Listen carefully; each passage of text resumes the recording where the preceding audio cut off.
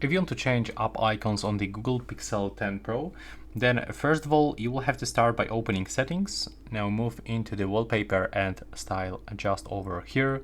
Make sure that you have select home screen, and now by going here, you can simply change icon style by selecting the minimal or the default one. You will have to click apply on the right bottom corner, but also you can create some icons, but as you can see in my case, it's not working for some reason. So please let me know if you have the same issue or if you are able to actually change and create some, custom icons.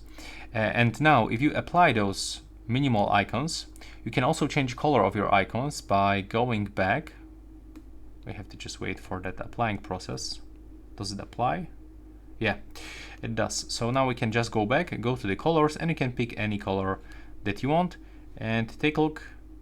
We have to also apply by clicking on the right upper corner, but I got some kind of the lag issue in my system. But yeah, that's pretty much it, and thanks for watching.